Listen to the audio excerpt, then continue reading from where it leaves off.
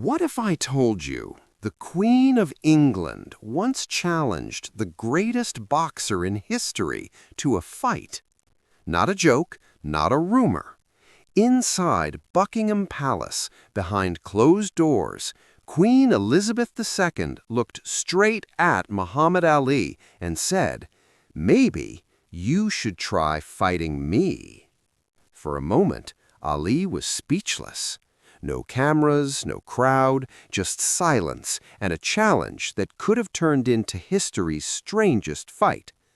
But what happened next wasn't a knockout. It wasn't chaos. It was something far more shocking. And for 40 years, the world had no idea it even happened. The chandeliers shimmered softly above the royal blue walls of Buckingham Palace. Everything was perfect, controlled, predictable. Until it wasn't. Because on that night, something happened that no one in that room was prepared for. Not the royal staff, not the security, not even the greatest fighter on the planet, Muhammad Ali. He had walked in like he always did, confident, charismatic, untouchable, the heavyweight champion of the world, standing face to face with Queen Elizabeth II. A formal meeting, a simple ceremony, nothing unusual. But then the Queen asked a question that instantly changed the atmosphere in the room. "Are you certain no one can beat you?" Ali smiled. Of course he was. He had defeated legends, survived wars inside the ring, proven himself again and again. But what happened next, no one saw coming. Because the Queen didn't laugh. She didn't smile. She stood up, looked him in the eye, and challenged him to a fight. Right there, inside Buckingham Palace. No cameras, no audience, no history books ready to record it. Just a queen and a champion. And what happened in the next few minutes would remain hidden from the world for decades, until one discovery changed everything. The gloves were tightened, laces pulled firm, a stance immaculate and poised. And there she stood, Queen Elizabeth II, prepared astonishingly to face the heavyweight champion of the world. What unfolded over the next 10 minutes inside Buckingham Palace would be whispered about for decades. A clandestine episode, a royal secret sealed tight for 40 years, until a single photograph surfaced and rewrote everything we believed about Muhammad Ali, the Queen, and the very essence of championship. If such improbable courage and quiet respect stir something within you, consider how many stories remain buried beneath history's polished surface. Crystal light spilled from a chandelier, scattering reflections across the blue drawing room. It was November 15th, 1975. The air felt ceremonial, yet charged. The Queen, then 49, stood in powder blue, adorned with her grandmother's diamond brooch. Composed, regal, familiar with such occasions. She had presided over countless ceremonies. This one, however, felt different, subtly so.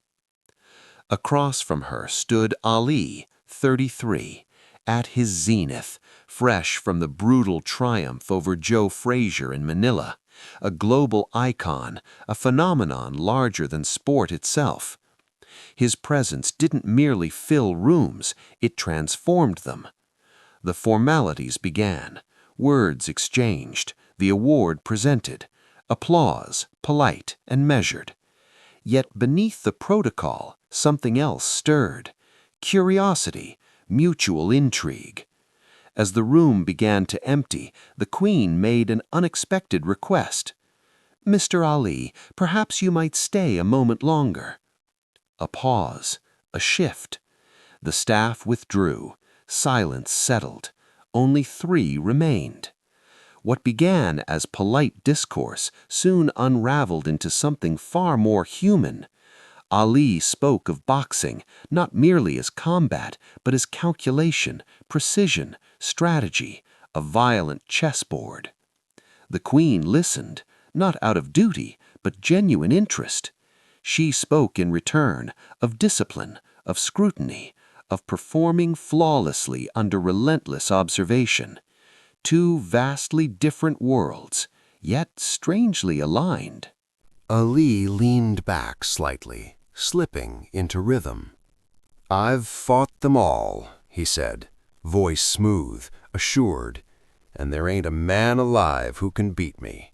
I am the greatest." It was familiar, the bravado, the poetry, yet softened by charm.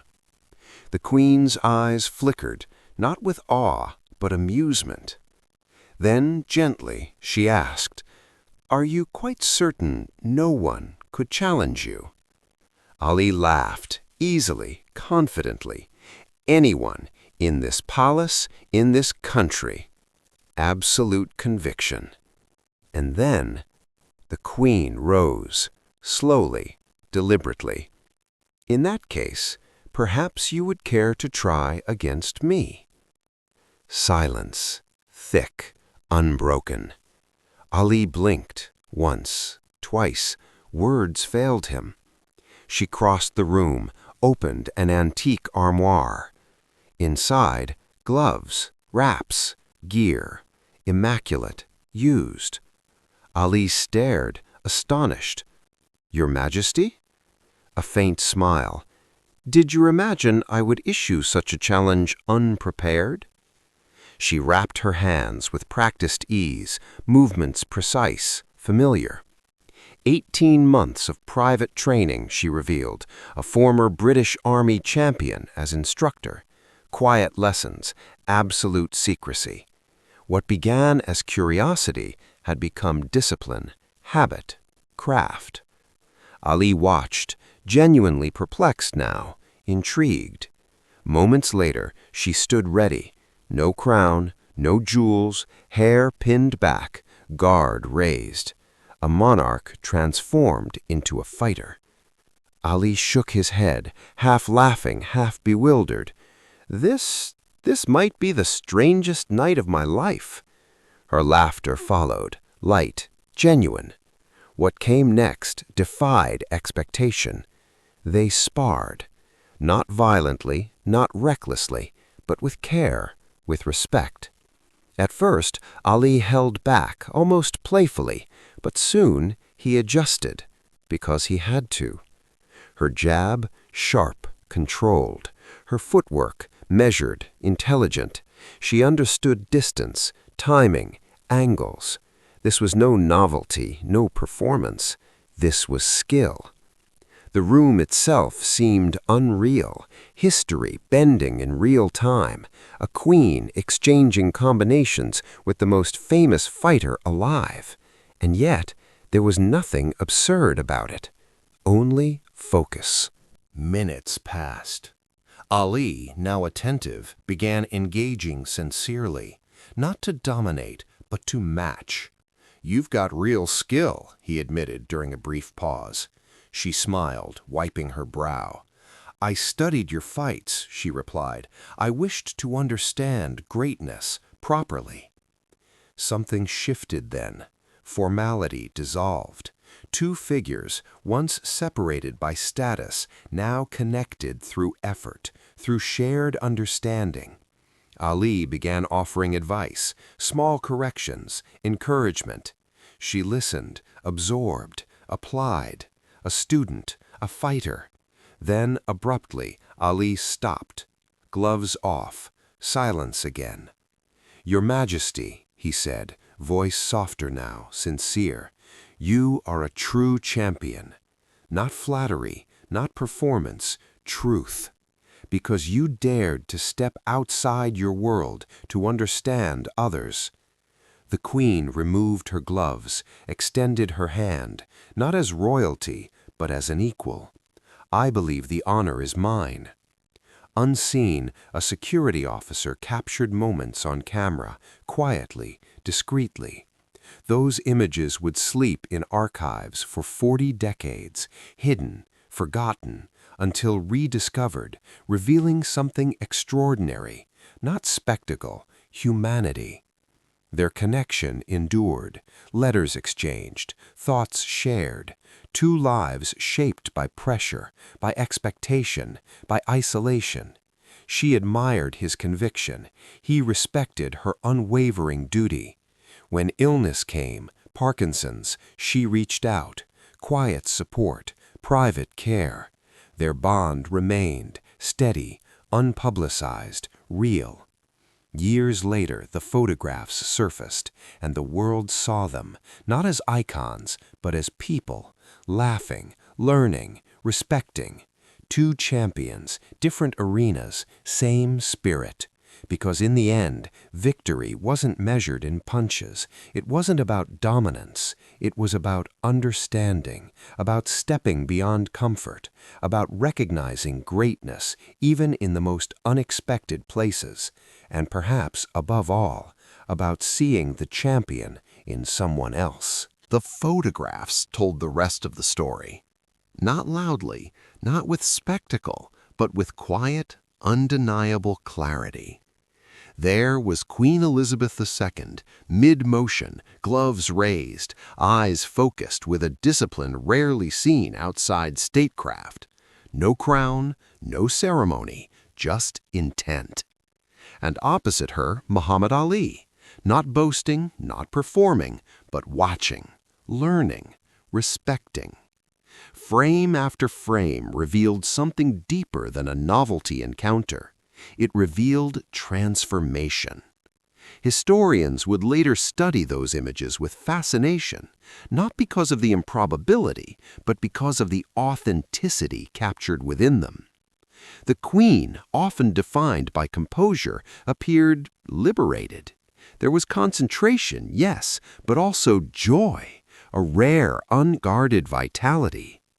Ali, a man synonymous with confidence, appeared grounded, reflective, almost reverent.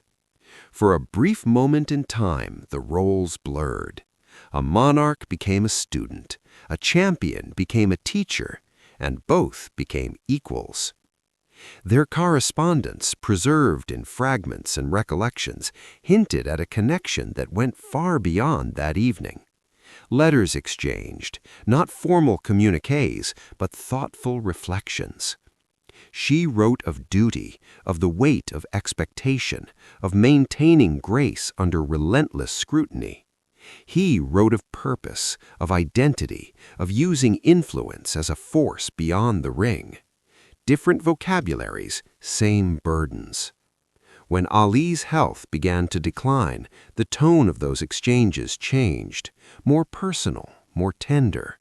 The Queen ensured he had access to exceptional care, quietly, without announcement, without spectacle. There were calls, too, brief, gentle, moments of presence. For a man who had once commanded roaring crowds, those quiet gestures carried immeasurable weight. And yet, the world knew none of it. Not then, because some stories are not meant for headlines. They are meant to be lived. When the archive was finally opened in 2015, the reaction was immediate. Global fascination, endless speculation.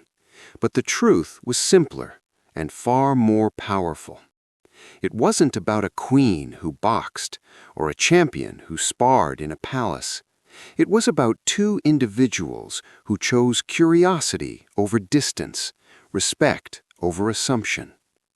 Those images now rest in two places, Buckingham Palace and the Muhammad Ali Center in Louisville.